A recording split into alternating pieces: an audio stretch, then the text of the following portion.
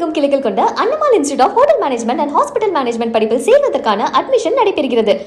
ஆணவ படுகொலைக்கு எதிரான தடுப்புச் சட்டம் தான் என்னோட முதல் கோரிக்கையா இருக்கும்னு சொல்லியிருக்காரு அமைச்சர் வன்னியரசு. அதை பார்க்கலாம்.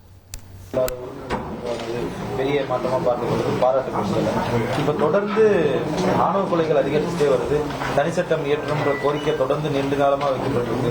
பட்ஜெட் கூட்டத்தொடர் வரப்போகுது. கூட்டத்தொடரில் அது சம்பந்தமா நம்ம பில் எதுவும் பாஸ் பண்றதுக்கான வாய்ப்பு இருக்கா? துறை ரீதியில் நம்ம என்ன பண்ண போறோம்? கட்டாயம் நான் ஏற்கனவே முதல்வர், அதாவது இந்த அரசு மீதான நம்பிக்கை கோரும் தீர்மானத்தின் அடிப்படையில் சட்டப்பேரவையில் பேசும்பொழுது இதுதான் என்னுடைய முதன்மையான கோரிக்கையாக இருந்தது. ஆணவ படுகொலைகளை தடுத்து நிறுத்துவதற்கான தனிச்சட்டம். இது புரட்சியாளர் அம்பேத்கருடைய மிக முக்கியமான கோட்பாடுகளில் ஒன்று. இந்த அகமண முறை, புறமண முறை அப்படிங்கிறத அவர் பேசிட்டார். அப்போ இந்த சமூகத்தில் சமூக நீதிக்காக போராடக்கூடியவர்கள், சமத்துவத்துக்காக போராடக்கூடியவர்கள், இந்த சமூக ஒற்றுமைக்காக போராடக்கூடியவர்கள், சமூக நல்லிணக்கத்திற்காக பாராட்டக்கூடியவர்கள் விரும்புகின்ற மாற்றம் என்பது இந்த மாற்றம் தான். அப்போ அதற்கு முதன்மையான தேவை இம்மாதிரியான ஆணவ படுகொலைகளை தடுத்து நிறுத்த வேண்டும். அப்போ ஆணவ படுகொலைகளை தடுத்து நிறுத்துவதற்கு தனிச்சட்டம் வேண்டும் என்பதில் யாருக்கும் மாற்று கருத்து இருக்க முடியாது.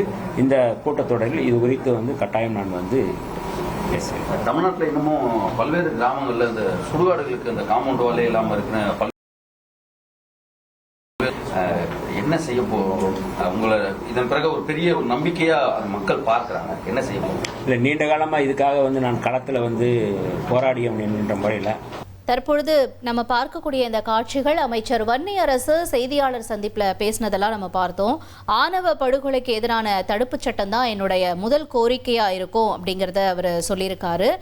தொடர்ந்து இது தொடர்பாக நான் முதல்வர் விஜயனுடைய கவனத்துக்கு கொண்டு செல்வேன் அப்படிங்கிறதையும் பேசியிருக்காரு.